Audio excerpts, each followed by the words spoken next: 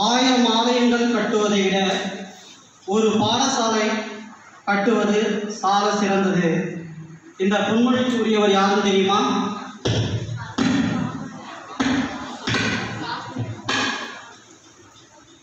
மகாகவி பாரதியார் தான். அதாவது 1000 ஆலயங்களை கட்டுவதை விட ஒரு சாலை, அதாவது ஒரு பாடசாலை அமைப்பது அது சால சிறந்தது அப்படின்னு சொன்னவங்க மகாகவி பாரதியார். மகாகவி பாரதியார் அவங்கள பற்றி சொன்னால் உங்களுக்கு தெரியும். கல்வியை பற்றி ரொம்ப சிறப்பாக அவங்க சொல்லியிருக்காங்க. இன்றைக்கி கல்வி அப்படின்றதுக்காக ஏற்கனவே நம்ம சுதந்திர தினத்திற்காக ஒரு முன் தயாரிப்பு செய்திருந்தோம், ஒரு பட்டிமன்றம். அந்த பட்டிமன்றத்தினுடைய தலைப்பு என்னென்னா, கல்வி மேம்பட பெரிதும் உதவுவது வீட்டு சூழலா அல்லது வெளி சூழலா அப்படின்ற தலைப்பில் ஒரு பட்டிமன்றம் நடக்கும்போது, இப்பட்டிமன்றத்துக்கு தலைமை தாங்கக்கூடியவர் யாருன்னா நம் பள்ளியினுடைய முதல்வர் ஐயா மாப்பா ஆனந்த் ஐயா அவர்களை வருகிறவர் என்று வரவேற்கிறேன். அதனைத் தொடர்ந்து பள்ளியினுடைய ஒருங்கிணைப்பாளர் அம்மையார் அவர்களையும் வருகிறவர் என்று வரவேற்கிறேன். பள்ளியினுடைய ஆசிரியர் பெருமக்களையும் வருகிறவர் என்று வரவேற்கிறேன். மாணவ செல்வங்களையும் வருக என்று இருவரும் கூப்பி வரவேற்கிறேன்.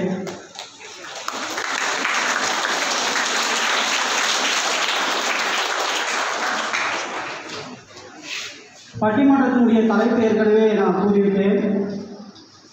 பட்டிமன்றத்தில் சிறப்பு பேச்சாளராக பங்கு பெறுவர்கள் யார் என்று உங்களுக்கு ஒரு ஐயத்தோடு இருப்பீர்கள். கல்வி மேம்பட பெரிதும் உதவுவது வீட்டு சூழல் என்னும் அணியில் பேசுவதற்காக திரு கிருபாகரன் ஐயா அவர்கள் வந்துள்ளார்கள். அவர்களை வருக என்று வரவேற்கிறேன்.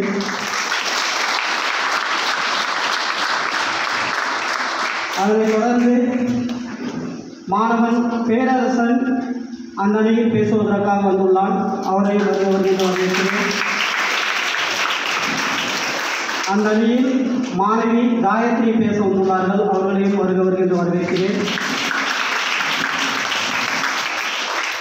அடுத்தபடியாக கல்வி மேம்பட பெரிதும் உதவுவது வெளிச்சூழல் என்னும் அணியில் பேசுவதற்காக செல்வி ரிவைவோ அம்மையார் அவர்கள் வந்துள்ளார்கள். அவர்கள் வருக என்று வரவேற்கிறேன். அதைத் தொடர்ந்து அந்த அணியின் மற்றொரு பேச்சாளராக மாணவி சரஸ்வதி வந்துள்ளார்கள். அவர்கள் மாணவன் அஸ்வின் அவர்களையும் பேசுமாறு அழைக்கிறேன்.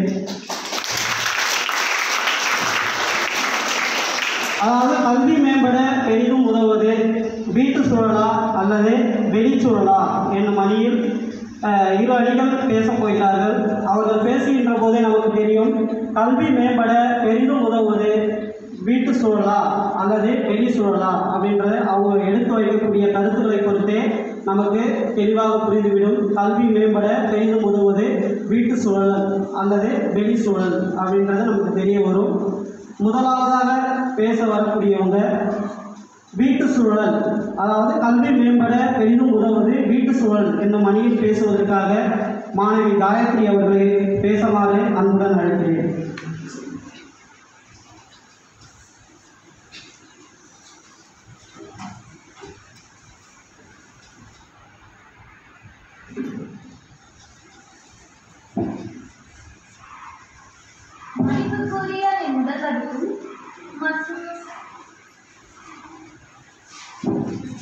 மதிப்புக்குரிய முதல்வருக்கும் மற்றும் எந்த அணிக்கு தீர்ப்பு சொல்ல வேண்டும் குழப்பத்தோடு அமர்ந்திருக்கும் என் நடுவர் அவர்களுக்கும் மற்றும் என் எதிராளியில் எங்களுக்கு எதிராக பேசும் அமர்ந்திருக்கும் எங்கள் எதிராளியாளர்களுக்கும் மற்றும் என் ஆசிரியர் பெருமக்களுக்கும் இங்குள்ள என் நண்பர்களுக்கும் என் முதல்வர் வணக்கம்.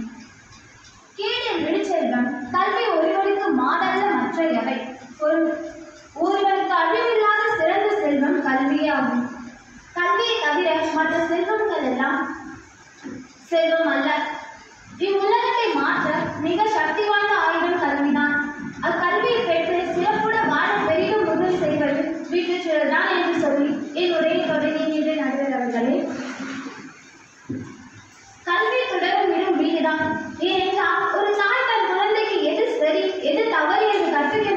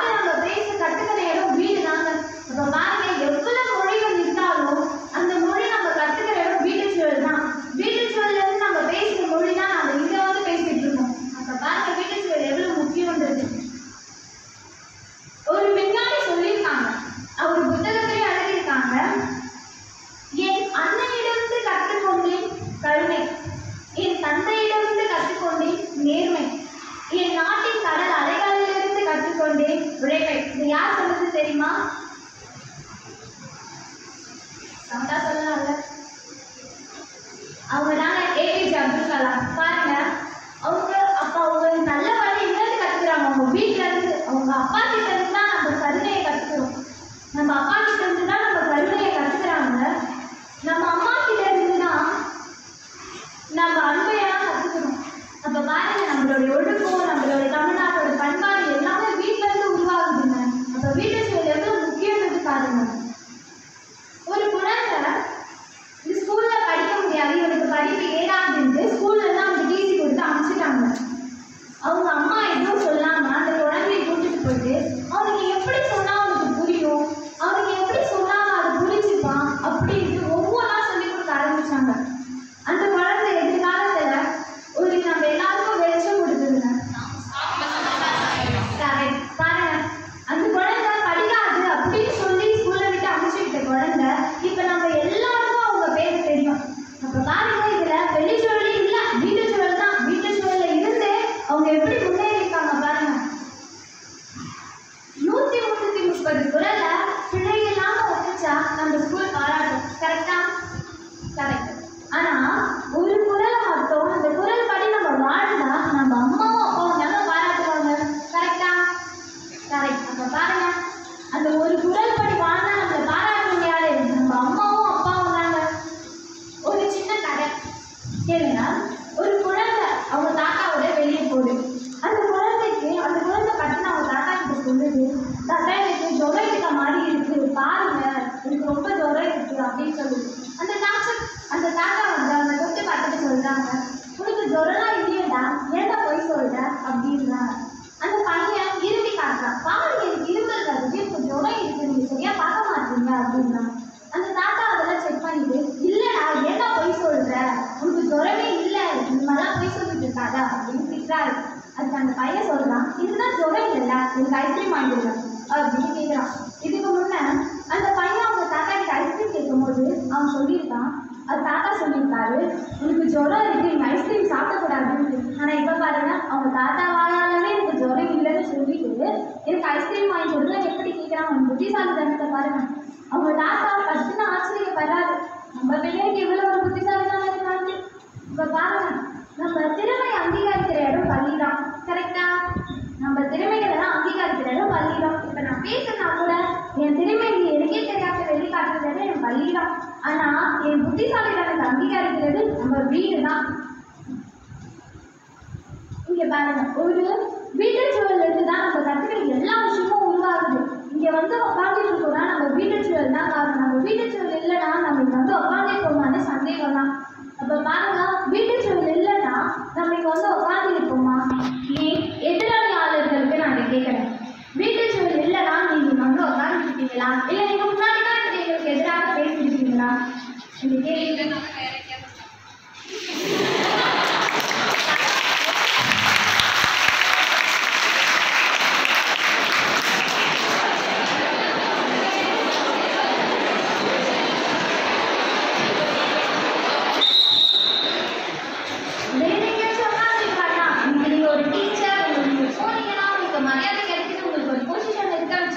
அது எப்படி கிடைச்சது? உங்களோட வீடியோ சூழல் இருக்க வச்சுதான். நீங்க வேற எங்கேயும் உட்காந்துட்டீங்கன்னா யாரும் கண்டுபிடிக்க மாட்டாங்கல்ல, அதுவும் உண்மைதான். பள்ளிக்கு போய் படித்ததுனால ஒழிய நான் இந்த பதவிக்கு வந்தேன். பள்ளிக்கு போகாம நான் வீட்டிலே உட்காந்துட்டேன்னா நான் பள்ளிக்கு வந்துட முடியாது.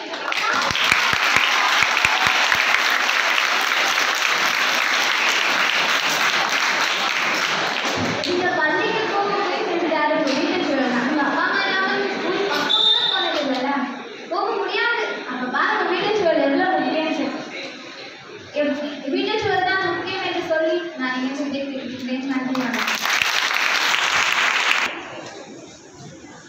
வீட்டுச்சூழல் இந்த மணியில் சிறப்பாக பேசிய காயத்ரி அவர்களுக்கு மனமார்ந்த நன்றியை தெரிவித்துக் கொள்கிறோம். அதனைத் தொடர்ந்து வெளிச்சூழல் என்ற மணியிலிருந்து பேசுவதற்காக மாணவன் அஸ்வின் அவர்களை பேசுமாறு அழைக்கிறேன். இந்த வாய்ப்பை எனக்கு அளித்த நம் பள்ளி முதல்வர் அவர்களுக்கும் ஒருங்கிணைப்பாளர்களுக்கும் ஆசிரியர் பெருமக்களுக்கும் மற்றும் என்னை போன்ற சக மாணவர்களுக்கும் என் மனமார்ந்த வணக்கத்தை தெரிவித்துக் கொள்கிறேன். என் தலைப்பு கல்வியில் மேம்பட பெரிதும் உதவுவது வெளிச்சூழலே.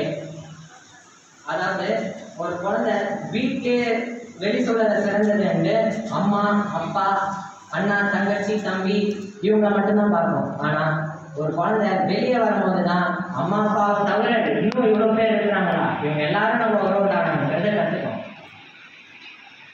அது மட்டும் இல்லாமல் வீட்டில் அம்மா அப்பாவை மட்டும் இல்லாமல் பள்ளிக்கு வரும்போது நம்ம அம்மா அப்பா மாதிரியே நமக்கு இன்னும் நிறைய அம்மா அப்பாவாக இருக்கிறாங்கட்டு ஆசிரியர்களை பார்த்து கற்றுக்கோம்.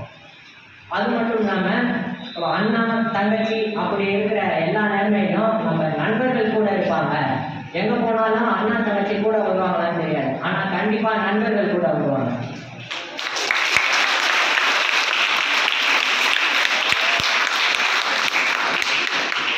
அவங்க கூட ஒத்துமையாக படிக்கும்போது தான் நமக்கு தெரியும் நம்ம தான் அவங்க கல்வியில் சிறந்தவங்களா ஆகலான்ட்டு. இப்போ ஒரு வீட்டில் அக்கா 12th படிக்கிறாங்க, தம்பி 10th படிக்கிறாங்க. அப்படி இருக்கும்போது அவங்க படிப்பை பார்க்கணுன்ட்டு அக்கா அவங்களுக்கு மட்டும்தான் பார்ப்பாங்க, அவங்க தம்பிக்கு எதுவும் சொல்லி தர மாட்டாங்க. ஆனால் பள்ளியில் இருக்கும்போது எல்லாருமே சகமாக படிப்போம்.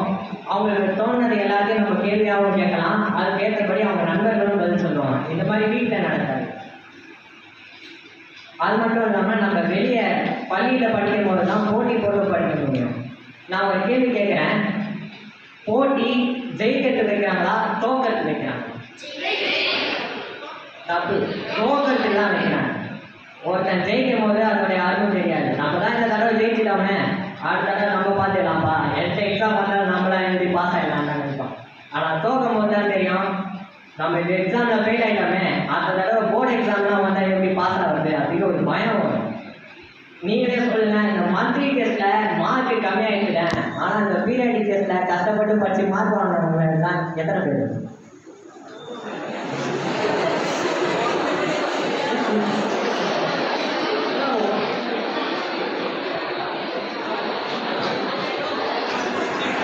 தோல்வியில தான் கற்றுக்க முடியும், வெற்றியில நம்மளால பெரிதும் மேம்படுறதுக்கு கற்றுக்க முடியாது. அதனால அந்த தோல்விங்கிறது வீட்டு சூழல கிடைக்கிறது இல்லை, வெளி சூழல் தான் கிடைக்குது. அப்புறம் நம்ம எதிரணியிலேருந்து தோல்வி சொல்லியிருந்தாங்க, ஒரு குழந்தை அம்மானு தான் ஃபர்ஸ்ட் சொல்லணுன்ட்டு. அந்த அம்மாவில் உள்ள இலக்கணம் எல்லாத்தையும் அவங்க சொன்னாங்க. அந்த இலக்கணத்தை கற்றுக்கிட்டது எங்க? வீட்லையா? பள்ளியில தான் கற்றுக்கிட்டாங்க. நீங்களே சொல்லுங்க, இப்போ வீடு பெருசா பள்ளி பெருசா?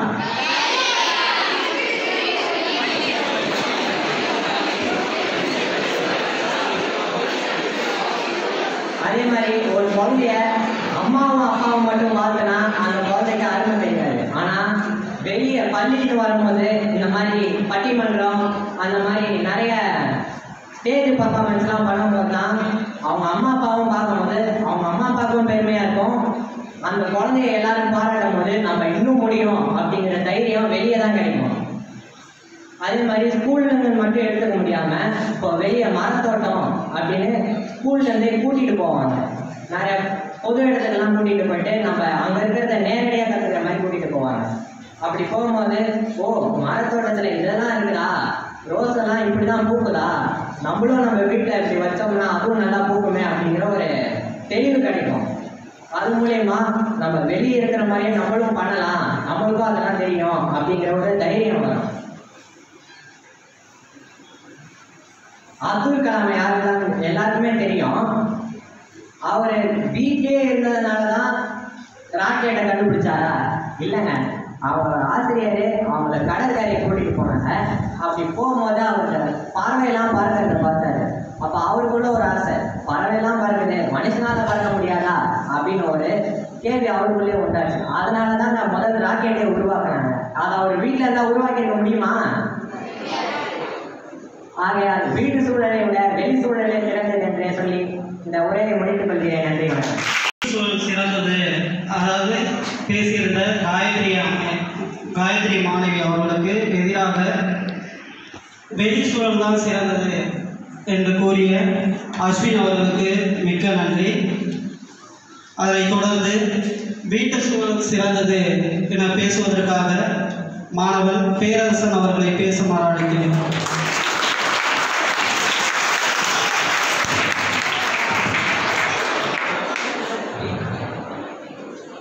ஒரு ஊரில் அப்படி இப்படின்னு 2 பேர் இருந்தாங்களாம். அப்படிக்கிட்ட போய் எப்படி இருக்கேன்னு கேட்டான். அது அப்படி இல்லை நான் எப்படியோ இருக்கேன் அப்படின்னு சொல்லிட்டான். உன்னை அப்படி இருக்கேன்னு சொல்லுங்க இல்லை இப்படி இருக்கேன்னு சொல்லுங்க, எப்படியோ இருக்கேன் அப்படின்னு சொல்லுங்கன்னு சொன்னோடனே அப்படி இப்படி ஒரு கோவமா. உடனே அப்படி சண்டை போட்டு அப்படி எப்படி நண்பர்கள் கேட்டாங்க. சரி நீங்கள் எப்படி இருக்கீங்க? எல்லாம் நல்லா இருக்குங்க. இதை மாதிரி தான் சொல்லி உங்களை குழப்பி வச்சுருக்காங்க. கல்வி சூழலே சிறந்த சூழல்னு அதெல்லாம் கிடையாது. வீட்டு சூழலே சிறந்த சூழல், எந்த குழப்பமும் இல்லாமல் பேச வந்திருக்கேன். சரி பார்க்கலாமா? என இன்ற தந்தைக்கும் தாய்க்கும் மக்கள் இனம் என்ற தமிழ் நாடு தனக்கும் தினையளவு நலமேனும் பயந்தவனில் செத்தொழியும் நாள் எனக்கு திருநாளாகும். நாட்டிற்காக இறந்தவர் உண்டு, நங்கைக்காக கூட பிரிந்தவர் உண்டு, ஏன் வழிக்காக மாய்ந்தவர் உண்டு. ஆனால் மொழிக்காக மரணித்தான் என்றால் அது தமிழனாகவும் தமிழுக்காகவுமே என்று என்னால் தலைமுறுத்தி கூற முடியும். அத்தகைய தமிழை வளர்த்து கொண்டிருக்கும் என் தமிழ் ஆசிரியரான நடுவர் அவர்களே, முற்கணிகளில் சிறந்ததுமா, ஆங்கிலேய மாதத்தில் சிறந்ததுமே, தமிழ் மாதத்தில் சிறந்தது தை, இவை மூன்றும் சேர்த்து மேதையாக அமர்ந்து கொண்டிருக்கும் ஆசிரியர் அவர்களே, எதிர்கால தூண்களே, வருங்கால நீங்களே, நண்பு மாணவ செல்வங்களே, ஆண்டோர்களே, சான்றோர்களே போன்றோர்களே, வையகமே வானகமே வாழ வைத்த தமிழகமே, என் தமிழை வணங்கி இந்த அவையோரை வணங்கி என் உரைக்குள் நுழைகிறேன். தாருங்கள் உங்கள் காதுகள். கல்வியை மேம்பட செய்வதற்கு பெரிதும் உதவுவது வெளி சூழலா இல்லை வீட்டு சூழலா அப்படின்னு எங்ககிட்ட வந்து கேட்டா அது சூழலை பொறுத்தது இல்லை, நம்ம கல்வியை பொறுத்தது அப்படின்னு சொல்லுவீங்க. ஆனால் ஒரு மாணவனுக்கு தான் தெரியும் ஒரு சூழல்ன்றது எவ்வளோ முக்கியம்னு. நம்ம எல்லாருமே நிறைய பாரதியார் வரிகள் எல்லாம் கேட்டிருக்கோம். அதுக்குள்ளே படித்தோடனே நான் தன்னம்பிக்கை நிறைய வளரும். இந்த வரி கூட நான் வீட்டில் தான் படித்தேன். தேடிச்சோறு நின்று பல சின்னஞ்சிறு கதைகள் பேசி மனவாடி துன்பமிகு உடன்று வாட பல செயல்கள் செய்து நிறைய கூடி கிட பருவமைத்து கடுக்கூற்றுக்கிற எனப்பின் மாயும் பல வேடிக்கை மனிதரை போல நான் விழுவேன் என்று நினைத்தாயோ அப்படின்னு ஒரு வரி இருக்கு. அந்த வரியை படிக்கணும்னா நமக்கு எப்படி ஒரு தன்னம்பிக்கை வருதோ அதே மாதிரி வீட்டு சூழலே ஒரு தன்னம்பிக்கை வரும். அது எப்படின்னு கேளுங்க. எதிரணியர் பேசுனாங்க, அப்துல் கலாம் வந்து அந்த ராக்கெட்டை கண்டுபிடிச்சாரு. ஓகே, கரெக்டு தான், அவர் அந்த இடத்துல நல்லா கண்டுபிடிச்சாரு. ஆனால் அவருக்கு வீட்டு சூழல் தான் நிறைய பிரச்சனைகளை தந்தது. அதனால தான் அவரால் ஒரு முயற்சி பண்ண முடிஞ்சது. இப்போ எடுத்துக்காட்டுக்கு நம்ம வீட்டில் இப்போ உட்காந்து படிச்சுட்டு இருக்கோம், உடனே பெற்றோர்களுக்கு நிறைய சண்டைகள்லாம் வருது. அதெல்லாம் பார்த்த உடனே நமக்கு என்ன தோணும்? ஏன்டா இந்த பிரச்சனை நடக்குதுன்னு சொன்னோமா? அப்படி இல்லை. அதெல்லாம் பார்க்கறோடனே நமக்குள்ள ஒரு தன்னம்பிக்கை வரும். இந்த மாதிரி பிரச்சனைகள் வருது. இந்த பிரச்சனைகள் எதாவது வருது, படிக்காம வேலை கிடைக்காம நிறைய பொருளாதார பிரச்சனைகள் தான் நிறைய பிரச்சனைகள்லாம் வருது. அதெல்லாம் போகணுன்றதுக்கு நம்ம படித்து நம்ம உயர்த்தணுன்ற ஒரு தன்னம்பிக்கை ஊட்டுற சூழல் வீட்டு சூழல் மட்டும்தான். அதனால தான் நீங்கள் நின்று பேசிகிட்டு இருக்கேன். அது காரணமே இந்த வீட்டு சூழல் தான். இப்போ எதிரணியை கேட்குறேன், வீட்டு சூழலே வேணான்றாங்க. இப்போ கொரோனாலாம் அவங்க வந்தது, அப்போலாம் இவங்க எங்கே உட்காந்து படித்தாங்க? கல்வியில் உட்காந்து படித்தாங்க, வீட்டு சூழல் தானே உட்காந்து படித்தாங்க.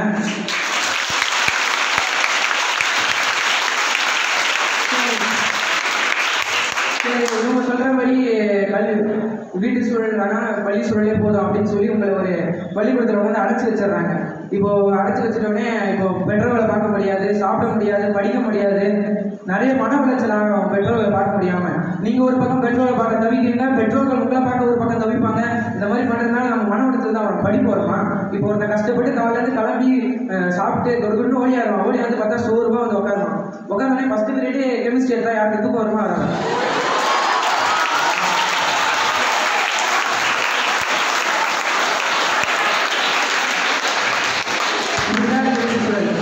யாருமே கிளாஸ் எப்படி போதுன்னு கவனிக்க மாட்டாங்க. எப்படா பெல் அடிக்கும் அப்படின்னு தான் வந்து கவனிச்சுட்டு இருப்பாங்க.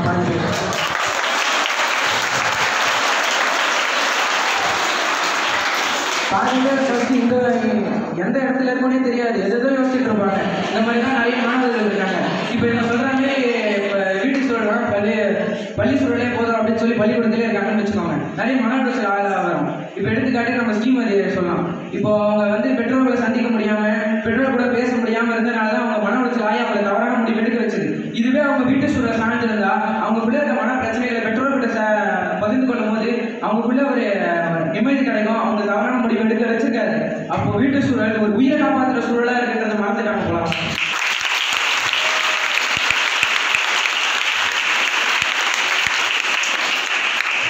இப்போ வீட்டு சூழல் எடுத்துட்டோம்னா நம்மளால சுதந்திரமாக படிக்க முடியும். அதுவே நம்ம பள்ளி சூழலை படிக்க முடியுமான்னு கேட்டால் கண்டிப்பாக கிடையாது. நிறைய சில ஆசிரியர்கள் வந்து படித்தவங்களை உயர்த்தியோ படிக்காதவங்களை தாழ்த்தியோ பேசுவாங்க. உடனே நமக்கு ஒரு கோவம் வரும். அதனால் அந்த சப்ஜெக்டை விருப்பம், அந்த டீச்சரை விருப்பம், கிடைச்சா அந்த கிளாஸே வெறுத்துரும். இதால தான் நிறைய பேர் படிக்க முடியாமல் போயிடுறாங்க. இதுவே நம்ம வீட்டு சூழலை எடுத்துக்கிட்டோம், நமக்குள்ள ஒரு தன்னம்பிக்கை வரும், நம்மளே படிக்கணும், நம்மளை படிச்சாதான் நம்மளால சாதிக்க முடியும்னு வரும். சரி, இப்போ கல்வி சூழலே ஒத்துக்குது, தன் சூழல் சரி இல்லை, வீட்டு சூழல் தான் சரின்னு. இப்போ நம்ம தேர்வுலாம் நடக்குது. இப்போ ஒரு பப்ளிக் எக்ஸாம், போர்டு எக்ஸாம் வச்சுக்கோங்க, இந்த பொது தேர்வு நடக்குதுன்னு வச்சுக்கோங்க. ஒரு 10 நாள் 2 நாள் லீவ் விடுறாங்க. எதால? இவன் இங்க இருந்தா அவனும் படிக்க மாட்டான், படிக்காதவனே படிக்க விட மாட்டான். அந்த கல்வி சூழலே தெரிஞ்சு போச்சு. அதனால தான் வீட்டு சூழல் வச்சு வீட்டில் லீவ் விட்டு வீட்டிலே படிக்கின்றாங்க. வீட்டில் படித்தா அவனுக்குள்ள தன்னம்பிக்கை வரும், பெற்றோரோட அறிவை கேட்டு பெற்றோரோட கஷ்டத்தை உடனே படிப்பான். இதுவே கல்வி சூழலை எடுத்துக்கிட்டோன்னு கேட்டால் கல்வியில் உட்காந்து படிக்க முடியாது, அவன் படிக்க மாட்டான், படிக்கிறவனே படிக்க விட மாட்டான், படிக்காதவன் கடைசியாக படிக்காதவனே இருப்பான். இதுவே வீட்டு சூழல். அப்போ அந்த கல்வி சூழலே சொல்லுது, இந்த வேலை இவங்க படிக்க மாட்டாங்க, லீவ் விட்டுருங்க, வீட்டிலே படிப்பான்னு ஒத்துக்குது. அப்போ அந்த கல்வி சூழலே ஒத்துக்குதுன்னு அர்த்தம். வெளி சூழலே சிறந்த சூழல் இல்லை, கல்வி சூழல் தான், வீட்டு சூழல் தான் சிறந்த சூழல்.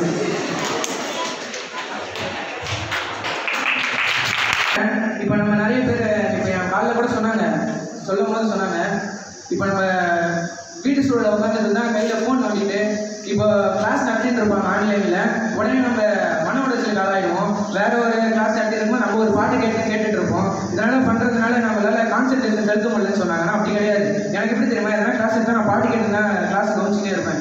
இப்படி ஒரே நேரத்தில் 2 வேலை செய்யும் போது நமக்குள்ள ஒரு திறமை வராது, ஒரு பன்முக திறமையே கிடைக்குது. அப்போ அந்த ஒரு வீட்டு சூழல்ன்றது மன சிதறலை ஏற்படுத்தாது, நமக்குள்ள ஒரு தன்னம்பிக்கையை ஊட்டுன்றதை தான் நான் சொல்ல வரேன்.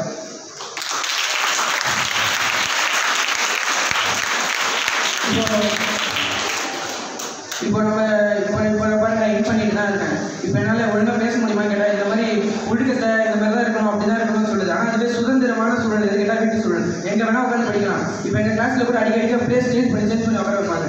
அதனால் அப்படி இருக்கிறதுனால ஒரு இடத்துல ஒழுங்காக உட்காந்து படிக்கவே முடியல, அதனால நான் மன உளைச்சல் ஆளாயிரும். இதுவே நம்ம படித்தா இந்த மாதிரி எங்கே மேலே பால்கனியில் உட்காந்து படிக்கலாம், எங்கே வேணால் உட்காந்து படிக்கலாம், நமக்கு படிக்கிற இடத்துல கூட உட்காந்து படிக்கலாம். அதனால் நம்ம நிறைய மதிப்பெண் கூட நம்மளால் நல்லா படிக்க முடியும். அந்த மாதிரி ஏற்படுத்தி சூழலும் அந்த வீட்டு சூழல் தான். ஆகையால் ரைட் சைடில் உட்காந்துருக்கிறதுனால அவங்களுக்கு ரைட்டான தீர்ப்பு தராதுங்க. லெஃப்ட் சைட்லேயே ஆர்ட் இருக்கு, அந்த ஆர்ட் சூழல் வீட்டு சூழலே சிறந்த சூழல்.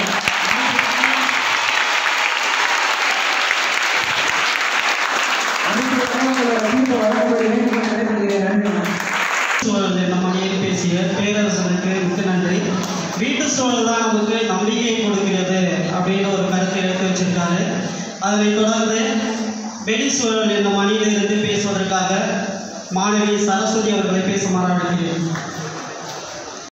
முன்தோன்றிய மூத்த மொழியாம் தமிழ் மொழிக்கும் வீரம் நிறைந்த தமிழ்நாட்டிற்கும் மற்றும் என் பள்ளியின் சூரியனாய் திகழும் பள்ளி முதல்வர் அவர்களுக்கும் நட்சத்திரங்களாயிருக்கும் ஆசிரியர்களுக்கும் மற்றும் என் மாணவர் அனைவருக்கும் என் வணக்கம். மற்றும் இங்கு நீதிபதியாய் அமர்ந்திருக்கும் நடுவர் அவர்களுக்கும் என் வணக்கத்தை தெரிவித்துக் கொள்கிறேன். அவங்க சொன்னாங்க, இந்த மாதிரி மன உளைச்சல் வந்து எப்பவுமே பள்ளி சூழல்ல தான் இருக்கின்றது. இங்க நான் உங்ககிட்ட ஒரு கேள்வி கேட்கிறேன், எத்தனை பேர் வீட்டுல பைத்தியம் பிடிச்சிருந்தீங்கன்னு சொல்லுங்க. அந்த கொரோனா டைம்ல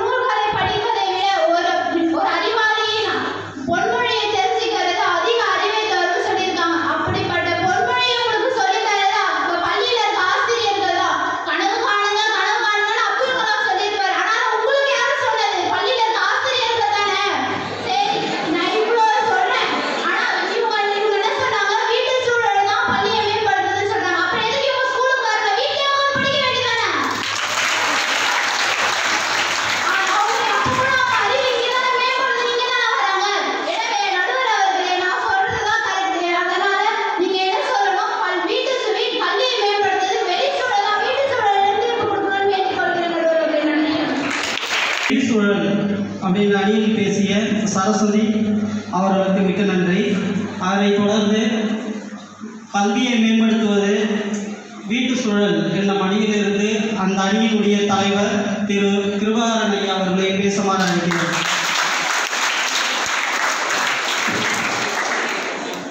விடியலை மாற்றம் செய்யும் ஆதரவனாய் நடுவர் அவர்களே, செடியில் பூத்திருக்கும் பூக்களாய் என்னோடு இணைந்திருக்கும் என் அணியின் செல்வங்களே, பூக்களை கொண்டு உருவாக்கி அழகு தோரணங்களாய் வீற்றிருக்கக்கூடிய எதிர் அணியினரை, பூக்களின் மனங்களைப் போல அரண் முழுவதும் மனம் வீசிக் கொண்டிருக்கக்கூடிய பள்ளி முதல்வர் அவர்களே, அன்பான ஆசிரியர் பெருந்தகைகளே, அன்புமிக்க மாணவர் செல்வங்களே, உங்கள் அனைவருக்கும் என் அன்பான வணக்கங்கள்.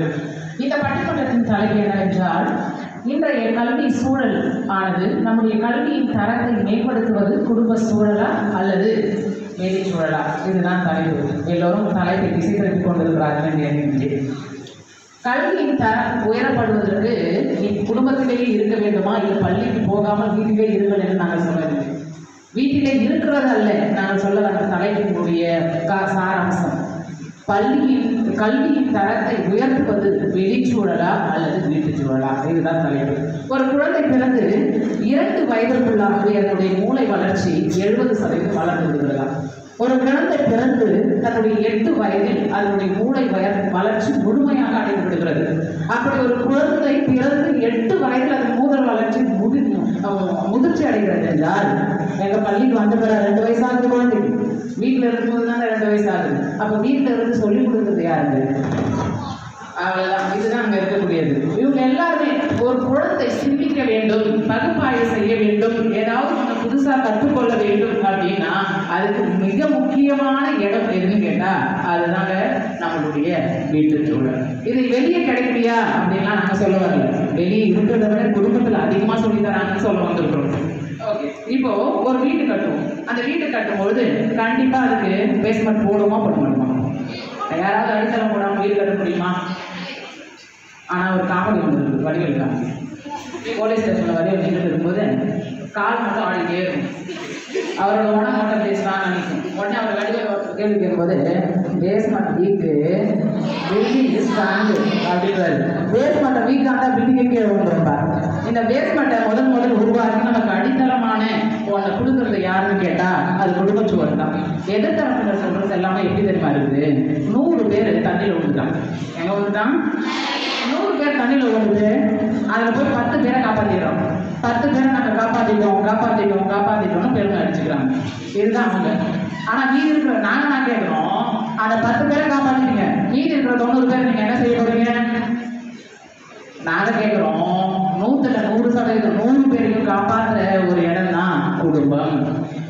இந்த கல்வின்றதை இவங்க என்ன நினச்சிக்கிறாங்க? வெறும் படிப்பு, அதில் இருக்கிற மதிப்பெண், இதை மட்டும்தான் அவங்க டெஃபினிஷன் கொடுக்குறாங்க, வரையறையாக கொடுக்குறாங்க. ஆனால் நாங்கள் அந்த வரையறை தகர்த்து எடுத்துக்கிட்டு கல்வி என்பது மனிதனுடைய ஒழுங்கு, அவனுடைய பண்பாடு, அவனுடைய உறவு, இது எல்லாருமே சேர்த்துக்கிட்டது தாங்க கல்வி. இந்த கல்வியை மேம்படுத்துகிற ஒரு இடம் ஸ்கூலில் சொல்லித்தாரலன்னு நாங்கள் பேச வரல. ஸ்கூலில் வந்து கற்றுக்கிறோம். ஆனால் இது எல்லாத்துக்கும் அடித்தளம் அதிகபட்சமாக நம்ம கற்றுக்கிற இடம் எதுங்க? அது நாங்கள் குடும்பம். இப்போ எவ்வளோ புரிஞ்சிருக்கும்னு நினைக்கிறேன். நான் ஒரு ஆசிரியராக இருக்கேன். ஸ்கூலுக்கு வந்தால் தான் பாஸ் ஆக முடியும், ஸ்கூலுக்கு வந்தால் தான் மார்க் வாங்க முடியும் அப்படின்னு எல்லாரும் எதிர்த்தாலும் சொல்லிகிட்டே இருந்தாங்க. இப்போ லாஸ்ட்டு மீட்டிங் கொண்டு வச்சாங்க, பேரண்ட்ஸ் டீச்சர் மீட்டிங். அதில் ப்ராக்ரஸ் கார்டில் சைன் வாங்கணும். இதில் என் சப்ஜெக்டில் நிறைய பெயின். உடனே எல்லா பேரண்ட்டும் வந்து எனக்கு கேள்வி கேட்க ஆரம்பிச்சிட்டாங்க. நான் அவங்களை ஒரே ஒரு கேள்வி மட்டும் தான் திருப்பி கேட்டேன். உங்கள் பையன் வீட்டுக்கு வராங்க, வீட்டில் படித்து பார்க்கணுமா இல்லை போட்டு பார்க்கணுமா அப்படின்னு கேள்வி கேட்டேன். உடனே அந்த அத்தனை பேருமே அந்த பசங்களை திருப்பி கேட்க ஆரம்பித்தாங்க, வீட்டில் போட்டு பார்க்குறியாமா? ஒரு சில பேரண்ட் அவங்களே சொல்லிட்டாங்க, நாங்களாம் எங்கள் பசங்க வந்து வீட்டில் போட்டு பார்க்கறதில்ல, படிக்கிறது இல்லை அப்படின்னு. ஸ்கூலில் சொல்லி தருது, அதோட வீட்டில் படிக்காம ஹோம்ஒர்க் கொடுக்காம விடலாம்ல. பள்ளி சூழல் தான் நமக்கு எல்லாத்தையும் தரத்தை உயர்த்துது அப்படின்னா எதுக்காக அங்கே ஹோம்ஒர்க் கொடுக்குறாங்க? அப்படி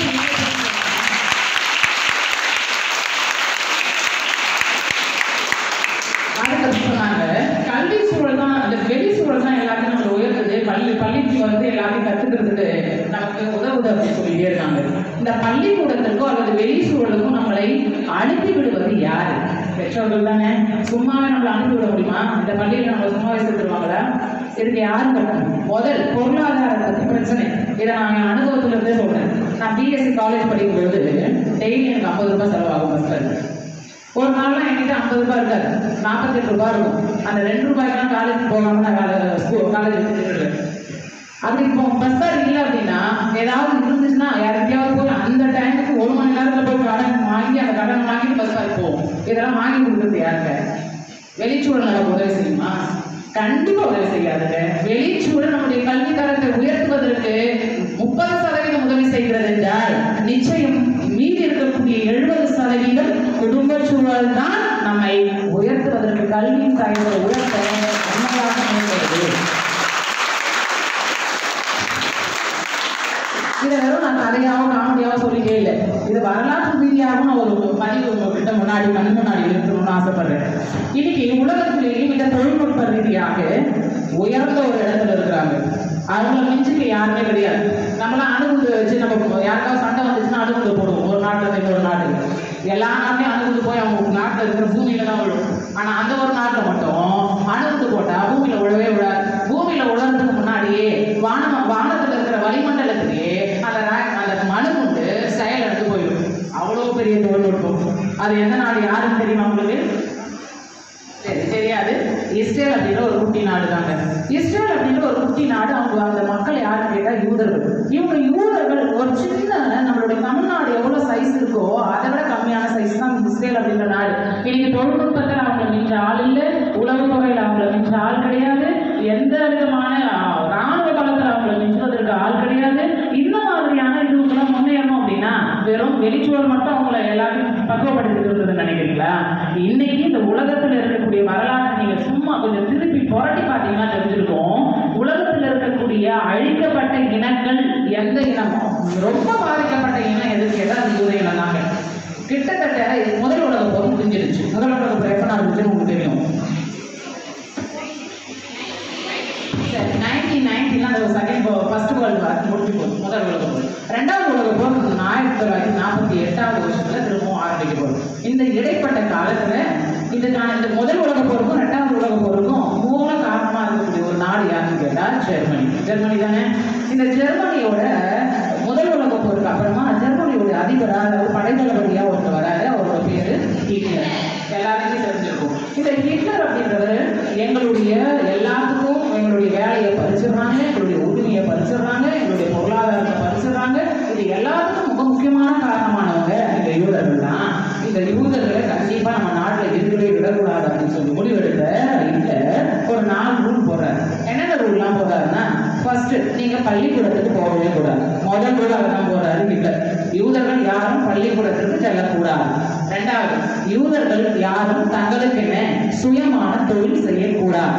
3வது யூதர்கள் யாரும் தங்களுக்கென சொந்தமான வீடு வைத்திருக்க கூடாது. 4வது யூதர்கள் யாரும் எங்கள் நாட்டில் இருக்கக்கூடாது. இந்த 4 சொல்லிட்டேன். நான் என்ன சொல்லித்தரேன்? யூதர்கள் யாரும் பள்ளிக்கூடம் போகக்கூடாது. யூதர்கள் யாரும் தங்களுடைய பொருளாதாரத்தை உயர்த்துவதற்கு சொந்த வியாபாரம் செய்யக்கூடாது. யூதர்கள் யாரும் தங்களுடைய நாட்டில் சொந்தமாக வீடு வைத்திருக்க கூடாது, உடைமைகள் வைத்திருக்க கூடாது, எங்கள் நாட்டிலே இவர்கள் இருக்கக்கூடாதுன்னு கிட்டத்தட்ட 50 லட்சம் யூதர்களை ஹிட்லர் மட்டும் போட்டு குவிக்கிறார். ஆனா இன்னைக்கு உலகத்துல இவங்களை மிஞ்சுவதற்கு தொழில்நுட்பத்துல இவங்களை மிஞ்ச ஆளே கிடையாதுன்ற அளவுக்கு இவங்க உயர்ந்திருக்கிறாங்கன்னா இதுக்கு யாருக்கு காரணம்? வெளிச்சூழல் காரணம் நினைக்கிறீங்களா? ஏன்னா அவன் பள்ளிக்கூடம் போகவே இல்லை. வெளிச்சூழல் தான் அவனை தடுத்து அடிக்குது, இவனை கொல்லுது, இவனுடைய உயிரை குடிக்கிறது. அப்படின்னா இவன் இன்று இவ்வளவு உயர்ந்த நிலைக்கு உலகமே கண்டு அஞ்சக்கூடிய தொழில்நுட்பத்தை கையில் வைத்திருக்கக்கூடிய இஸ்ரேல் நாடு என்றால் இது எப்படி சாத்தியம்? இதுக்கு குடும்பச்சூழல் தான் காரணம். அதையும் சொல்றேன். இந்த மாதிரியான நேரத்துல எல்லாரும் அந்த நாட்டை விட்டு நாடுகளை தேடி அகதிகளாக போக ஆரம்பிச்சிட்டாங்க. அப்படி போகும்போது இவங்களுக்கு கல்வியை சொல்லிக் கொடுத்தது யாருங்க? கல்வியை தன்னுடைய பிள்ளைகள் மறந்துவிடக் கூடாதுன்னு சொல்லிட்டு கர்ப்பமா இருக்கக்கூடிய தாய்மார்கள் எல்லாருமே எந்த கவலையும் பட மாட்டாங்க. என் வீட்டுக்காரர் போனாரு வரவே இல்லை, ஏன்னா கவலை நான் பட்டால் நான் சுமக்கக்கூடிய குழந்தை கவலையோடு பிறக்கும், மூளை வளர்ச்சி குறைவாக பிறக்கும், அதனால அதுக்கு ரத்த ஓட்டம் ஒழுங்கா இருக்காது, அதுக்கான நினைவு ஒழுங்கா கிடைக்காதுன்னு தன்னுடைய மனதை கடினப்படுத்தி கொண்டு சந்தோஷமாகவே இருந்தாங்க தன்னுடைய தாய். அதுக்கப்புறமா கர்ப்பமா இருக்கிற காலத்துல வீட்டு விஷயங்களை பத்தி யோசிக்காம நினைக்காம அவங்களுடைய புத்தகத்தை எடுத்து அவங்களுடைய மொழிகள் அந்த மொழிகளுடைய புத்தகத்தை எடுத்து தினந்தோறும் வாசிக்க ஆரம்பிச்சிட்டாங்க. இப்படி வாசிச்சு தன்னுடைய குழந்தைக்கு வயிற்றில் இருக்கும் பொழுதே தன்னுடைய குழந்தைக்கு பாடம் கற்பித்தாள் என்றால் இந்த வீட்டுச்சூழலை கற்றுக்கிறது வெளிச்சூழலால கண்டிப்பா முடியாதுங்க.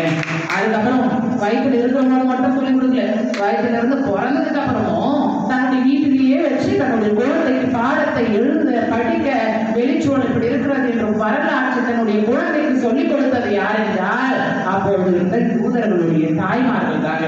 இதெல்லாம் இடத்துல சொல்றேன். சரி, இதெல்லாம் தாண்டி இந்த பல்பை கண்டுபிடிச்சது அப்படின்னு நம்ம சொன்னோம். முதல் இவர் என்ன பண்றாரு, ஸ்கூலுக்கு போயிட்டு இருக்கிறார். ஸ்கூலுக்கு போகும்போது ரொம்ப ஒரு மகமான ஒரு பையன் தாமஸ் ஆல்வா எடிசன் ஒரு லெட்டர் வந்து எழுதி கொடுத்து அனுப்புறாங்க. அந்த டீச்சர் அவங்களுடைய ஆசிரியர் ஒரு கடிதத்தை எழுதி அந்த பையன்கிட்ட கொடுத்து இந்த கடிதத்தை உங்களுடைய வீட்டில் எடுத்து போய் கொடுங்க அப்படின்னு சொல்றாரு. உடனே அந்த கடிதத்தை எடுத்துட்டு வந்து, ஏன்னா அந்த பையன் சின்ன பையன், அவனுக்கு படிக்க தெரியாது, அதனால அவங்களுடைய வீட்டில் இருக்கக்கூடிய அம்மா கிட்ட கொடுக்குறாங்க. உடனே வாங்கி படிச்சு பார்த்தாங்க. அம்மா தேம்பி அழுதுட்டு கொஞ்ச நேரம் அமைதியா இருந்தாங்க. உடனே அந்த பையன் கேட்டான், ஏமா அழுதுட்டே இருக்க, அந்த கடிதத்துல என்னமா இருக்கு கொஞ்சம் சொல்லுங்க அப்படின்னு பையன் கேட்க, ஒன்றும் இல்லைம்மா, நீ ரொம்ப அறிவாளியா இருக்கிறியா, ரொம்ப புத்திசாலியா இருக்கியா, உன்ன மாதிரி உனக்கு சொல்லிக் கொடுக்கறதுக்கு ஆசிரியரால முடியவில்லையா, அதனால நீ என்ன பண்ணு, வீட்டிலேயே இருந்து படி, நான் உன்னை ஸ்கூலுக்கு அனுப்ப போறது கிடையாது அப்படின்னு சொல்லிட்டாங்க. கொஞ்ச நாள் வீட்டிலேயே சொல்லி தராங்க. நிறைய பாடங்கள், நிறைய அறிவியல் பூர்வமாக, நிறைய விஞ்ஞான பூர்வமாக எல்லாத்தையும் தன்னுடைய வீட்டிலேயே வைத்து தன்னுடைய பிள்ளைக்கு சொல்லி கொடுத்துட்டே இருக்கிறாங்க. அதுக்கப்புறம் அவங்க அம்மா கொஞ்ச நாள் பொறுத்து இறந்து போயிருக்காங்க. இவரும் பல கண்டுபிடிப்புகள்லாம் கண்டுபிடிச்சிட்டே இருக்கிறாரு. ஒரு நாள் அவருக்கு அந்த கடிதத்தை பற்றி ஞாபகம் வருது, யோசனை வருது. உடனே போறாங்க, அந்த கடிதத்துல என்ன இருக்குன்னு தேடி தாமஸ் ஆல்வா அந்த கடிதத்தை படிச்சு பார்க்குறாரு.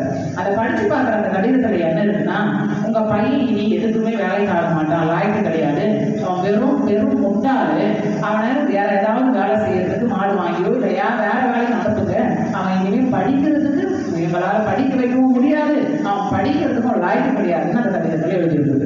இதை படிச்சு பார்த்த தாமஸ் ஆல்வா எடிசன் ரொம்பவே மனம் உடைஞ்சு அழுதுட்டே இருந்தார். அப்ப அவரோட மனசுல தோணுச்சுங்க, வெளிச்சூழல் அவரை உயர்த்தி மிகப்பெரிய கண்டுபிடிப்புகளை கண்டுபிடிக்க செய்யல, என்னுடைய தாய் மட்டும் ஒருவர் இல்லாமல் இருந்திருந்தால் இன்று உலகத்திலேயே நோபல் பரிசு வாங்கக்கூடிய அளவிற்கு நான் உயர்ந்திருக்க முடியாது. அவர் ஒரே ஒரு கண்டுபிடிப்பு, பல்பு மட்டும் கண்டுபிடிக்கல, அவர் ஹாலோகிராம், தொலைபேசி, தானியங்கி கருவி, சினிமா, முதல் மூவிஸ், ஊமை படம் சொல்லுவோம். இந்த ஊமை படத்தை முதல் உருவாக்குனது கூட தாமஸ் ஆல்வா எடிசன் தாங்க. அவர் வீட்டில் அன்னைக்கு அவங்க அம்மா நீலாம் லாக்கி கிடையாதுன்னு சொல்லி அவனுக்கு வீட்டோட வச்சிருந்தாங்க, இல்லை அவங்க மட்டம் கட்டி இருந்தார்கள் என்றால் 1000 கண்டுபிடிப்புகளுக்கு சொந்தக்காரனாக தாமஸ் ஆல்வா வந்திருக்க முடியாது என்பதை நடுவர் அவர்கள் கவனித்து உற்று பார்த்து உண்மையின் ஆழத்தை உணர்ந்து பெரிதும் உதவுகிறது என்பதற்காக பல்வேறு கருத்துக்களை எடுத்து சொன்னார்கள். தலைவர்களுடைய மேற்கோள்களையும் எடுத்து கூறிய வீட்டு சூழல் என்னும் அணியினுடைய தலைவருக்கு மிக்க நன்றி. அதனைத் தொடர்ந்து வெளிச்சூழல் சிறந்தது என பேசுவதற்காக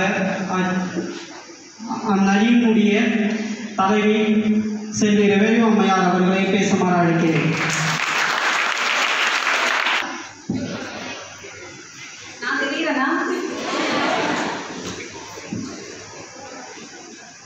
நான் அந்த தலைப்பு ஒரு தடவை திரும்ப சொல்ல விரும்புகிறேன். கல்விக்கு அடித்தளமாக இருப்பது எதுன்னு கிடையாது, கல்விக்கு மேம்பட உதவுவது வீட்டு சூழலா வெளிச்சூழலா. சார் இப்போ நேரம் முடிச்சு பிடிச்சி பேசினாரு, கல்விக்கு அடித்தளமாக இருப்பது வீடு, அடித்தளமாக இருப்பது வீடுன்னு. அடித்தளத்திலே உட்கார்ந்துட்டு இருந்தோம்னா மேலே தான் பில்டிங் போக முடியாது இல்லையா. நான் ஆமோதிக்க ஒரே ஒரு விஷயம், கல்விக்கு அடித்தளமாக இருப்பது வீடு. எல்லாரும் ஒத்துக்கிறீங்கல்ல, அடித்தளமாக இருக்கிறது வீடு தான். சரி, அந்த வீட்டில் கட்டி வீடு ஃபஸ்ட்டு பேஸ்மெண்ட் போட்டுடுறோம். பேஸ்மெண்ட் போட்டுட்டு இப்படியே இருக்கட்டும் விட்டுருமா? கிடையாதுல்ல. மேலே ரூம் வரணும், ரூமில் 4 ரூம் வரணும், அந்த 4 ரூமில் இது பூஜாரை வரணும், இது பெட்ரூம் வரணும், இது ஹால் வரணும். ஒன்று ஒன்றா போட்டு ஒன்று ஒன்றா கட்டிட்டு போனால் தான் அது ஒரு வீடுன்னு முழுமை அடையும் இல்லையா. அதே மாதிரி அடித்தளம் அப்படிங்கிறது ஆகாயியாக இருக்கட்டும், காமர்ஷனாக இருக்கட்டும், எதுவாக இருந்தாலும் உங்கள் வீட்டில் சொல்லி தருவாங்க சின்ன வயசில் இருக்கும்போது. அந்த அறிவை நம்ம போதும், நீ வீட்டில் உட்காந்துட்டு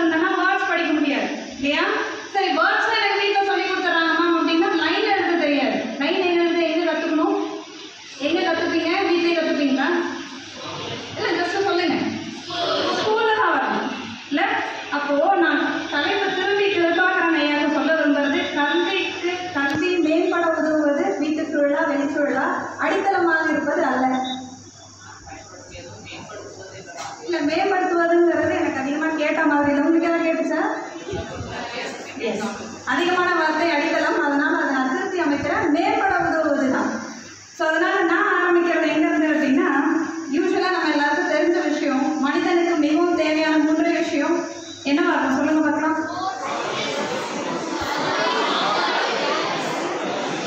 இன்னும் சத்தமா? கல்வியா? நான் சொல்லட்டுமா? உணவு, உடை, இருப்பிடம். நீ யாரும் சொன்னாலும் ஃபர்ஸ்ட் நமக்கு முற்றிலுமாக தேவைப்படுறது உணவு இல்லையா? அந்த சோறுக்காக வேண்டிய எல்லாருமே கஷ்டப்படுறோம். நானாக இருக்கட்டும், நீங்களாக இருக்கட்டும், எல்லாருமே படிக்கிறீங்க. படித்து நல்ல வேலைக்கு போகணும், நல்ல வேலைக்கு போய் நல்லா சம்பாதிக்கணும், நல்லா சம்பாதிச்சு நல்லா சாப்பிடணும், நல்லா வாழணும் இல்லையா? நம்மளோட அல்டிமேட் எய்ம் எதுவாக இருக்கும் அப்படின்னா சாப்பாடு, உணவு. ஸோ இந்த காலத்தில் அவங்க எல்லாருமே உணவு நல்லா கிடைக்கிறது. அது எனக்கு ரொம்ப சந்தோஷமான விஷயம். ஆனால் அந்த காலகட்டத்தில் அப்படி கிடையாது. எல்லாருக்கும் தெரியும்னு நினைக்கிறேன். காமராஜர் வாழ்ந்த காலத்துலலாம் உணவுக்காக தவிர்த்த நிறைய பிள்ளைங்க இருக்காங்க. அப்போ உங்களுக்கு நம்ம இந்த வீடியோஸில் கூட பார்த்துருக்கோம். ஒரு தடவை அவர் காரில் போயிட்டு இருக்காரு. அப்போ ஒரு 4 பிள்ளைங்களை பார்க்குறாரு. அவங்க எல்லாம் ஆடு வச்சுட்டு இருக்காங்க. ஏன்பா தம்பி நீங்கள்லாம் ஆடு வச்சுட்டு இருக்கீங்க, ஸ்கூலுக்கு போகலையா அப்படின்னு கேட்குறாரு. அதுக்கு உடனே அவங்க என்ன சொல்கிறாங்க, நான் ஸ்கூலுக்கு போனால் எனக்கு யாரும் சோறு போடுறது இல்லை, ஏன் அவங்க வீட்டு சூழலாக இருந்தாலும் யாராங்க அந்த கேள்வி கேட்கணும். வீட்டு சூழலாக இருந்தால் வெளியில் வந்து ஆடு நிற்கிறாங்க, எல்லாமே பண்ணுறாங்க. நாங்கள் இதை விட்டுட்டு நாங்கள் பள்ளிக்கு போகிறோம் அப்படின்னா எங்களுக்கு யார் சோறு போடுறது? அப்போது வீட்டில் நான் அந்த கொடுக்குற வேலையெல்லாம் செஞ்சால் தான் எனக்கு சாப்பாடு கிடைக்கும். அதனால தான் நாங்கள் இந்த ஆடு மாடு மேய்க்கிறோம். நாங்கள் பள்ளிக்கு வந்துட்டா எங்களுக்கு யார் சாப்பாடு கொடுப்பா அப்படின்னு அவரை பார்த்து கேள்வி கேட்குறாங்க. அதுக்கு காமராஜர் சொன்ன பதில், நான் சாப்பிட்றது. ஆமாம், அதை அவர் கேட்டு அவர் ரொம்ப மனக்குடைந்து தான் அவர் சொல்கிறாரு, இந்த சாப்பாடான இந்த மாதிரி ஒரு விஷயம் இருக்குது அப்படிங்கும்போது நான் இதை இலவசமாக கொடுக்க ஆரம்பிக்கிறேன் அப்படின்னு 1955ஆம் ஆண்டுலேருந்து அவர் இலவச மதிய உணவு திட்டம் அப்படின்னு ஒன்று கொண்டு வராரு. இப்போ எதுக்கு மேம் சாப்பாடு ஆரம்பிக்கிறீங்க, 12 மணி வேலை ஆகும் போது இதெல்லாம் வந்து சொல்லிட்டு இருக்கீங்க அப்படின்னா நான் லிங்க் பண்ணுற விரும்புகிறேன். ஒரே ஒரு விஷயம், உணவு, அந்த உணவு அன்னைக்கு இல்லாமல் இருந்தது. அப்படிப்பட்ட ஒரு சமூகமாக இருந்தது. அந்த சமூகத்தோட விளைவு பார்த்த காமராஜர் தான் இலவச மதிய உணவு திட்டத்தை கொண்டு வந்தார். அப்போ சமூகம், அதாவது வெளிச்சூழலோட விளைவு தான் சமூகத்தில் அந்த கல்வியில் அடுத்த லெவலுக்கு சாப்பாடு கொடுத்து எல்லாரையும் ஸ்கூல் போகிற வச்சுது. அப்போ அந்த இலவச மதிய உணவு திட்டம் தான் கல்வியை மேம்பட உதவுச்சு அப்படின்னு சொல்கிறேன். ஆமோதிக்கிறீங்களா இல்லையா? இல்லையா? அன்னைக்கு சாப்பாடு கொடுக்கலன்னா யாரும் ஸ்கூலுக்கு வந்திருக்க மாட்டாங்க இல்லையா? ஸோ சாப்பாடு கொடுக்கலன்னு சொல்லி நிறைய பேரை வர வச்சு எல்லாரும் வர ஆரம்பித்தாங்க. அதுக்கு முன்னாடி நமக்கு எல்லாருக்கும் தெரிஞ்ச ராஜாஜி அவர்களோட பீரியட்லேயே 6000 ஸ்கூல்ஸ் கிட்ட இருந்துச்சு. அந்த 6000 ஸ்கூல்ஸில் எப்படிப்பட்ட கல்வி அப்படின்னா குருகுல வழி கல்வி தான். அப்பாவோட படிப்பை வந்து ஃபுல்லாக படிப்பான். அப்பா என்ன வேலை செஞ்சாரோ அதெல்லாம் ஃபுல்லாக செய்யணும். இப்படிப்பட்ட ஒரு கல்வி முறையில் தான் இருந்தது. ஆனால் இவர் வந்து தான் அதுக்கப்புறம் மாற்றி, இல்லை எல்லா பிள்ளைங்களும் வரணும், எல்லாருக்குமே சமமான கல்வி கிடைக்கணும் அப்படின்னு சொல்லி அந்த 6000தோடு திரும்பி ஒரு 6000 பள்ளிகளை புதுசாக ஓப்பன் பண்ணி 12000 பள்ளிகள் கிட்ட ஓப்பன் பண்ணி அதுலேயும் வந்து மேக்ஸிமம் 300 பேர் இருக்கணும்னு சொல்லி எல்லாரையும் வர வச்சார். ஸோ அந்த சாப்பாடுங்கிற ஒரு விஷயம் 6000 ஸ்கூல்லேருந்து 12000 ஸ்கூல் வரைக்கும் கொண்டு வந்திருக்கு. அப்போ சமூகத்தினால விளைந்த அந்த ஒரு தாக்கம் தான் கல்வியை ஒரு லெவலில் இருந்து இன்னொரு லெவலுக்கு மேம்பட வச்சிருக்கு நான் சொல்ல வரேன். புரியுதா?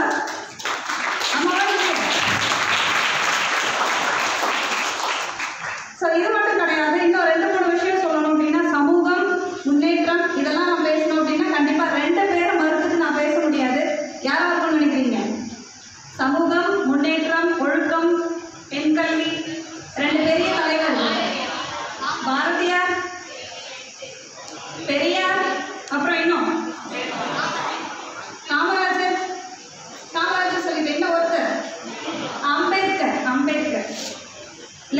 அம்பேத்கர். நம்ம எல்லாரும் நிறைய வீடியோஸ் பார்க்குறோம். எனக்கு ஒரே ஒரு விஷயம் ஞாபகம் வந்தது. ஐயா அவர்கள் சொன்னார், குடும்பத்துலலாம் நிறைய அக்கறை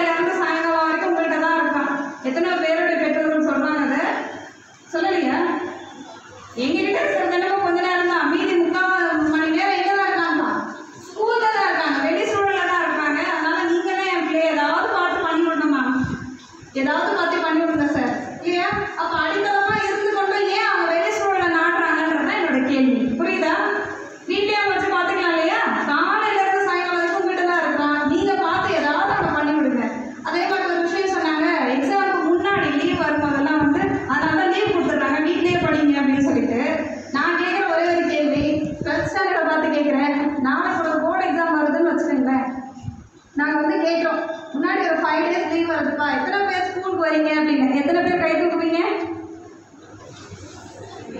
லிட்டரலா சொல்ற ஒரே வார்த்தை, நான் வீட்டில் இருந்தால் நாங்கள் தூங்கிடுவோம், நான் வீட்டில் இருந்தால் நாங்கள் படிக்க மாட்டோம், நான் வீட்டில் இருந்தால் என்னால் ஒன்றும் பண்ண முடியாது, நான் ப்ளீஸ் நாங்கள் ஸ்கூலுக்கு வந்துடுறோம். நான் எத்தனையோ பேர் சொல்லியிருக்கேன், தம்பி நீ வீட்லேயே படிடா, லாஸ்ட் ஒரு நாளைக்கு முன்னாடியாவது படி, நான் ப்ளீஸ் நாங்கள் வந்துடுறோம் அப்படின்னு.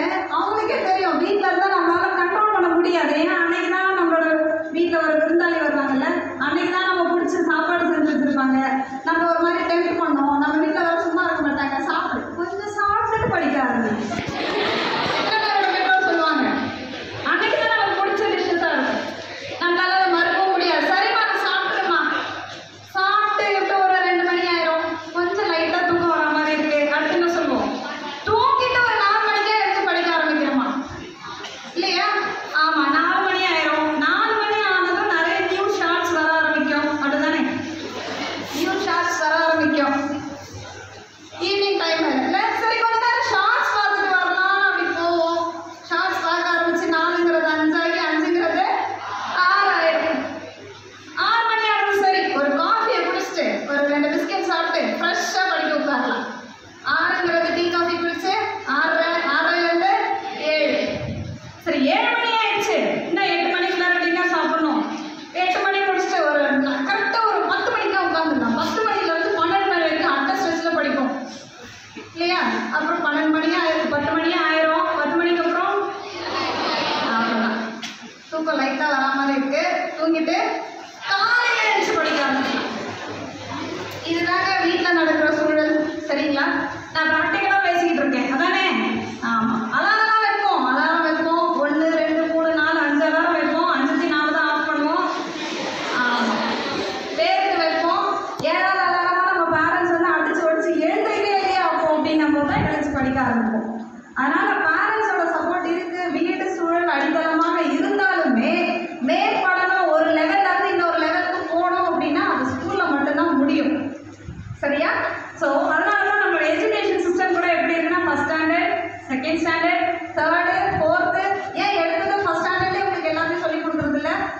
ஏன் அப்படின்னா உன்னோட மன வளர்ச்சி, உன்னுடைய உடல் வளர்ச்சி, உன்னோட எல்லாவற்றையும் சார்ந்து தான் ஒரு படிப்படியாக வச்சுருக்காங்க இல்லையா? அப்போ இது எல்லாத்தையும் நீ கற்றுக்கணும் அப்படின்னா ஒரே சூழலில் உட்காந்து கற்றுக்க முடியாது. வெளியில் வரணும், 4 பேரை பார்க்கணும், 4 விஷயங்களை தெரிஞ்சுக்கணும். அதுவும் நீங்கள் இன்னொரு விஷயம் பார்த்துருக்கலாம், 9th 10th வரைக்கும் அந்த அளவுக்கு ப்ராக்டிகல்ஸ் இருக்காது இல்லை, ஜஸ்ட் தியரி ஓரியன்டாக தான் போயிட்டு இருக்கும். 11th 12th வரும்போது தான் ப்ராக்டிகல்ஸ் அதிகமாகும். நான் வீட்டிலே உட்காந்துட்டு பண்ணுறேன்னா பண்ண முடியாது, கண்டிப்பாக ஸ்கூலுக்கு வந்து தான் ஆகணும். ஸோ அவங்களுக்கு தெரிஞ்சுதான் இந்த மாதிரியான ஒரு எஜுகேஷன் சிஸ்டமே அசைன் பண்ணியிருக்காங்க. ஸோ எந்த அளவுக்கு வெளியில் போக ஆரம்பிக்கிறீங்களோ அந்த அளவுக்கு நீங்கள் கற்றுப்பீங்க அப்படின்னு சொல்ல வரேன். நான் வீட்டிலே இருந்துப்பேன். ஒரே ஒரு எக்ஸாம்பிள் தான் நான் சொல்ல விரும்புறது. கோழி குஞ்சு எடுத்துக்கிங்க, முட்டையாக இருக்குது, சின்ன முட்டையாக இருக்குது. அந்த முட்டை நான் உடைய மாட்டேன், நான் வெளியிலே வர மாட்டேன், நான் உள்ளாரே உட்காந்துக்கிறேன், எனக்கு இந்த சூழலே ரொம்ப அருமையாக இருக்குது, எங்கள் அம்மா எனக்கு சாப்பாடு கொடுத்துக்கிட்டே இருக்குது, நான் அப்படி உள்ளார உட்காந்துக்கிறேன் அப்படின்னா அது சாத்தியமா? அது சாத்தியமா? இல்லை. அது என்னைக்கு உடச்சிட்டு வெளியில் வருதோ அன்றைக்கு தான் அது அழகான ஒரு பறவையாக மாற ஆரம்பிக்குது இல்லையா? அந்த பட்டாம்பூச்சியாக இருக்கட்டும், அதுவுமே அப்படி தான் உடச்சி தன்னை உடச்சி வெளியில் வரும்போது தான் அது வெவ்வேறான விதங்களை கொண்டு அது பறக்க ஆரம்பிக்கிறது. ஸோ நான் சொல்ல வர்றது, திரைக்கடல் ஓடி திரவியம் தேடு. திரவியம் கிடைக்கணும்னா நீ திரைக்கடல் ஓடித்தான் ஆகணும். இல்லை நான் வீட்டிலே உட்காந்துட்டு எனக்கு எல்லாம் வந்துடணும்னா கண்டிப்பாக வராது. ஸோ நான் இதுக்கு ஒரே ஒரு எக்ஸாம்பிளாக சொல்ல வேண்டியது அம்பேத்கர் தான். ஸ்டார்ட் பண்ணேன்.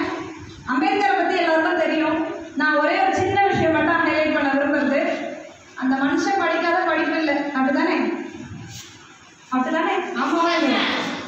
எத்தனை டிகிரி முடிச்சிருக்காரு? எத்தனை டிகிரி முடிச்சிருக்காரு மேக்ஸிமம்? 7 டிகிரியா? 7? எத்தனை டிகிரி மேக்ஸிமம்? 8. ஓகே. ஸோ அந்த மனுஷன் அவ்வளோ டிகிரி படிச்சிருக்காரு. அந்த படிக்கிறது வந்து சாதாரண விஷயம் கிடையாது. சின்ன வயசில் நீங்கள் எல்லாரும் கேள்விப்பட்டிருக்கீங்க, அவர் ஸ்கூல் போகும்போது நம்ம எல்லாம் வெறும் பேக் மட்டும்தான் கொண்டு வரோம். ஒரு பேக்கு கூட என்ன கொண்டு வரணுமா? கோழி பையை கொண்டு வரணுமா? பேக்கு கூட கோழி பை. எதுக்குப்பா அந்த கோழி பைனா? எல்லாரும் மேலே உட்காருவாங்க, அவர் மட்டும் கோழி பையை போட்டு கோழி பை மேலே தான் உட்காரணுமா? இல்லை, இது எப்படிப்பட்ட ஒரு சூழலாக இருக்கும்? நீங்கள் உட்காந்துருக்கீங்க, ஒரு சில பேரை மேலே ஒரு சில பேரை கீழே உட்கார வச்சா அது உங்களுக்கு சந்தோஷமாக இருக்குமா? கிடையாது. அப்படிப்பட்ட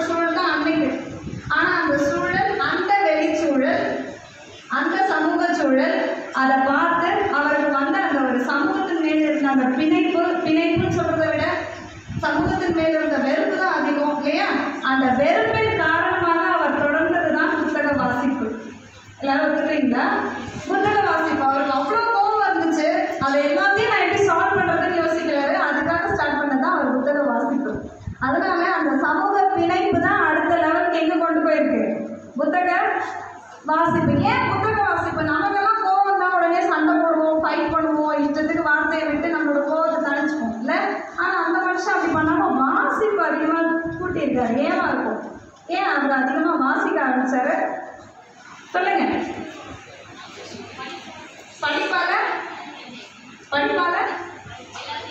ஆமா, அவருக்கு இருந்த ஒரே ஒரு விஷயம், நம்ம ஒரு ஒடுக்கப்பட்ட தாலியில பிறந்துட்டோம்னு சொல்லிட்டாங்க, நம்ம ஒடுக்கிட்டு தான் இருக்கிறாங்க. பட் அந்த நிலைமை அப்படியே போகாது. நம்மளோட அடித்தளம் வீக்கா தான் இருக்கு, நம்மளோட பேஸ்மெண்ட் வீக்கா தான் இருக்கு. நான் பில்டிங்கை ஸ்ட்ராங்கா கட்டணும் அப்படின்னு அவர் அடுத்த லெவலுக்கு யூஸ் பண்ணது வெளிச்சூழலை பார்த்து அதுல இருந்து வெகுண்டு அதுல இருந்து கத்துக்கிட்ட விஷயங்கள் வச்சுல அவர் மேல போனார் இல்லையா? ஸோ அவர் படிக்க ஆரம்பிச்சது அப்படிங்கிறது சின்ன பருவத்திலிருந்து ஸ்டார்ட் ஆயிடுச்சு. நியர்லி 69,000 புத்தகங்கள் கிட்ட அவர் படிச்சிருக்காராம். அது ஒரு லைப்ரரியாவே இப்போ வச்சிருக்கிறாங்க. எல்லாருக்கும் இலவசமாக புக்ஸ் போகணும் அப்படின்னு சொல்லிட்டு. ஸோ நான் சொல்ல வர்றது, அவரோட அந்த சமூகத்தின் மூலமா இருந்த அந்த ஒரு கோபம், அந்த எல்லாத்தையும் கொண்டு வந்து அவர் எங்கே காமிச்சாரு அப்படின்னா புத்தக வாசிப்புங்கிறது கல்வி மேம்பாடு இல்லையா? ஸோ இதனால தான் இன்னைக்கு நம்ம அவரை பார்த்தா இன்ஸ்பிரேஷன் ஆகிறோம். மேக்ஸிமம் அவரோட டிகிரியில் ஒரு பாதியாக நம்ம படிச்சிடணும் அப்படின்னு தோணுது. ஸோ அந்த ஒரு வெளிச்சூழல் தான் இன்னைக்கு கல்வியை ஒரு லெவல்ல இருந்து இன்னொரு லெவலுக்கு கூட்டிகிட்டு போயிருக்கு. ஸோ இதனால நான் சொல்ல வர்றது, எந்த ஒரு சூழலாக இருந்தாலும் சரி, வெளிச்சூழல் அதுவும் சரியாக அமைந்து விட்டால் வானளவு தூரம் அல்ல, நீங்க அதற்கும் மேல பறந்து செல்லலாம். ஏன்னா அப்படி செல்லும் போதுதான் நம்மளோட அறிவானது விரிவடைகின்றது. நீங்க வெளிச்சூழல் போக போக போக தான் நிறைய அனுபவங்கள் கிடைக்கும். அனுபவங்கள்ல இருந்து தான் கற்றல் கிடைக்கும். நான் அனுபவமே எனக்கு வேண்டாம், நான் உள்ளாரே ஒரு சின்ன சர்க்கிள் உட்காந்துக்கிறேன் அப்படின்னா என்றைக்குமே உங்களுக்கு அந்த கற்றல் இருக்காது. அதனால அம்பேத்கருடைய வழிமொழிந்து கற்பை ஒன்று சேர், முடிக்க முடியுமா? கற்பை தெரியாதா? அம்பேத்கரோட வழி கற்பை ஒன்று சேர் புரட்சி செய். ஸோ கற்றல் இருந்தால் தான் ஒன்று சேர முடியும். வெளிச்சூழல் அப்படின்ற அடியிலிருந்து செல்வி ரவிமா அம்மையார் அவர்கள் பேசினார்கள். அவர்களுக்கு மிக்க நன்றி.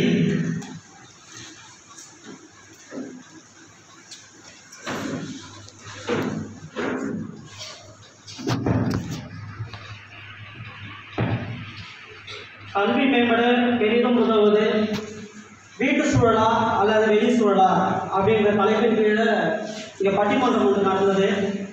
வீட்டு சூழல் என்னும் அணியை சார்ந்து ஒரு 3 நபர்கள் பேசினார்கள். அதே போன்று வெளிச்சூழல் அப்படின்ற அணியிலிருந்து 3 நபர்கள் பேசினார்கள். அவங்க பேசுகின்ற போது உங்களுக்கு தெரிஞ்சிருக்கும் எது சிறந்தது, அதாவது கல்வியை மேம்படுத்த பெரிதும் உதவுவது வீட்டு சூழலா அல்லது வெளி சூழலா அப்படின்றத நமக்கு தெரிஞ்சிருக்கும். கல்வினா என்னங்க போகுது? கல்வினா ஒழுக்கம். அப்புறம் ஒரு கல்வினா என்ன? அதாவது கல்வின்றது கல்லுதல் அப்படின்னு சொல்லுவாங்க. அதாவது நமக்குள்ள மறைந்திருக்கிற திறமைகளை நமக்கு அடையாளம் காட்டுவது தான் கல்வி. அது சார்ந்து பல்வேறு வகையான கல்வியாளர்கள் நிறைய செய்திகள் சொல்லியிருக்காங்க, தத்துவ அறிஞர்கள் சொல்லியிருக்காங்க. நம்ம உளவியல் சார்ந்த கருத்துக்களையும் கல்வியல் சார்ந்த கருத்துக்களை சொல்கிறப்போ கல்வின்றது இதுதான் அப்படின்னு நிறைய அறிஞர்கள் சொல்லியிருக்காங்க. அது முக்கியமானது கல்வின்றது நமக்குள்ள புதைந்திருக்கிற திறமைகளை வெளிக்கொணர்வது. அதாவது இதுதான் உன்னுடைய திறமை அப்படின்னு அடையாளம் காட்டுவதற்கு பெயர் தான் கல்வி. நமக்குள்ள எண்ணற்ற திறமைகள் இருக்கு. அதாவது அந்த திறமைகள்ன்றது நிறைய பேர் பேசினாங்க, இயற்கையாகவே நமக்குள்ள இருக்கிறது, யாரும் நமக்கு செயற்கையாக புகுத்த வேண்டிய அவசியம் கிடையாது அப்படின்றது ஈரானிய சார்ந்தவங்க பேசியிருந்தாங்க. அதாவது இவான் இமேஜ் அப்படின்ற ஒரு கல்வியாளர் ஒருத்தரை பற்றி தெரிஞ்சிருக்கோம். அவர் என்ன சொல்றாருன்னா, கல்வின்றது இயற்கையாகவே நமக்குள்ள இருக்கு அப்படின்னு சொல்லியிருந்தார். அதுக்கு எடுத்துக்காட்டு, ஒரு குழந்தைய ஒரு மெக்கானிக் ஷெட்லையும் ஒரு குழந்தைய பள்ளியிலையும் 2 குழந்தைய சேர்க்கும் பொழுது அந்த குழந்தையினுடைய ஒரு 12 ஆண்டுகள் இல்லை ஒரு 16 ஆண்டுகள் கழித்து பார்த்தீங்க ஆனால் எந்த குழந்தை சிறப்பாக இருக்கும் அப்படின்னு தான் ஒரு திறன்பட சொல்லியிருப்பார். அதாவது இந்த ஒரு குழந்தை வந்து பொறியியல் படிப்பும் படிக்கிறது, பள்ளியில் சேர்ந்த ஒரு குழந்தை அந்த மோட்டார் வாகனங்களை பழுது பார்க்கக்கூடிய அந்த கடையில் வேலை செய்யுது. அப்போ செய்யும் பொழுது அந்த 2 குழந்தைகளின் இறுதியில் ஒப்பிடும் பொழுது எந்த குழந்தை சிறந்த குழந்தையாக இருக்கும் அப்படின்னு பார்த்தீங்கன்னா, எந்த குழந்தைங்க பொறியியல் படித்த குழந்தை சிறந்த அறிவாளியாக இருக்குமா, இல்லை அந்த மோட்டார் வாகனங்களை பழுது பார்க்கக்கூடிய கடையில் வேலை செய்கிற குழந்தை திறமைசாலியாக இருக்குமா? அப்போ கல்வின்றது இயற்கையாகவே நமக்குள்ள இருக்கு. அது நமக்கு அந்த குழந்தைகளை அடையாளம் காட்டக்கூடியவர்கள் தான் இருவரை பற்றி பேசிட்டு இருக்கோம். ஒன்று ஆசிரியர்கள், இன்னொன்று பெற்றோர்கள். இந்த பெற்றோர்களுக்கு ஆசிரியர்கள் 2 பேருக்கும் ஒரு கடமை என்னன்னா, அந்த குழந்தைக்குள்ள என்ன திறமை இருக்கு அப்படின்னு அந்த குழந்தைக்கு அடையாளம் காட்டுறது தான் இவங்களுடைய பணியே. அது அடையாளம் காமிச்சிட்டா போதும், அந்த குழந்தை எந்த துறையினாலும் மிக சிறந்த அறிவாளியாகவும் சிறந்தவர்களாகவும் உருவாக முடியும். இப்போ 2 அணியினரும் பேசும்போது நமக்கு தெரிஞ்சிருக்கும். முதல் கல்வினா என்னன்றது நம்ம தெரிஞ்சுக்கிட்டோம். கல்வின்றது நமக்குள்ள இயற்கையாக இருக்கிற ஒரு சக்தி.